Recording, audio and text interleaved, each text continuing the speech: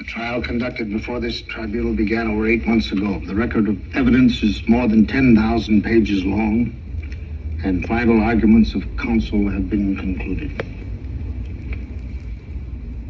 Simple murders and atrocities do not constitute the gravamen of the charges in this indictment. Rather, the charge is that of conscious participation in a nationwide government-organized system of cruelty and injustice in violation of every moral and legal principle known to all civilized nations. The tribunal has carefully studied the record and found therein abundant evidence to support, beyond a reasonable doubt, the charges against these defendants.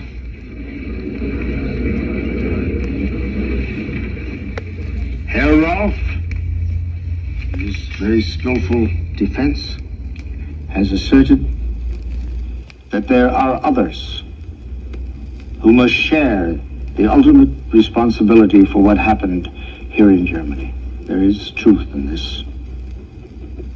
The real complaining party at the bar in this courtroom is civilization.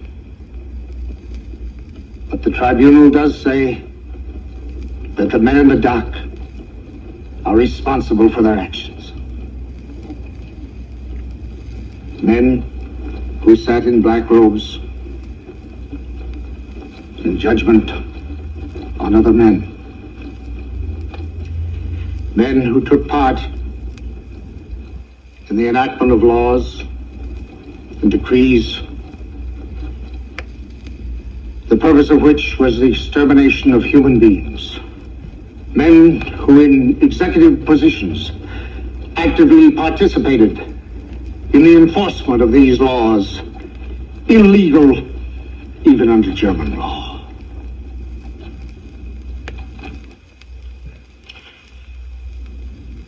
The principle of criminal law in every civilized society has this in common.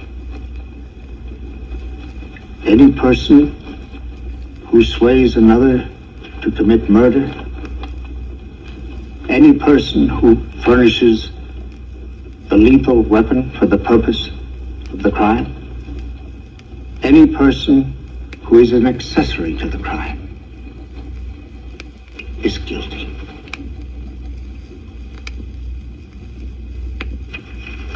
Herr Rolf further asserts that the defendant, Janning,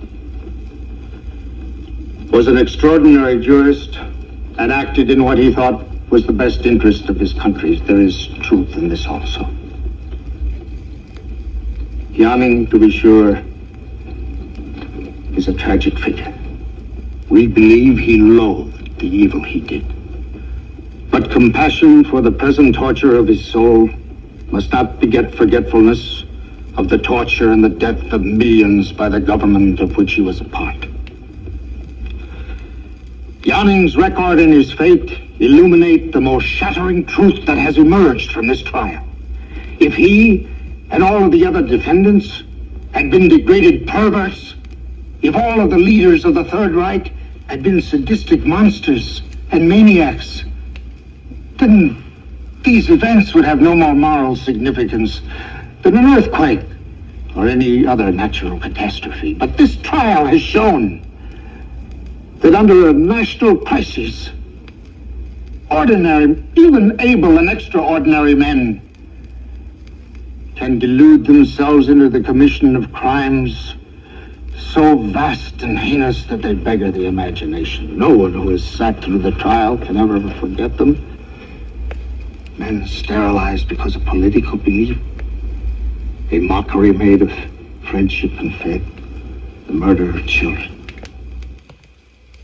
How easily it can happen. There are those in our own country, too, who today speak of the protection of country, of survival.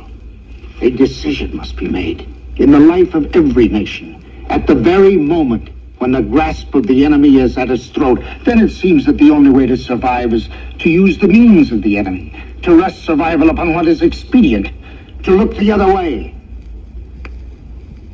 Well, the answer to that is survival as what?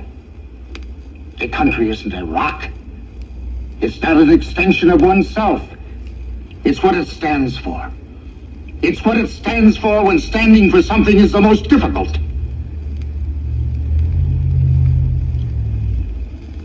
Before the people of the world, let it now be noted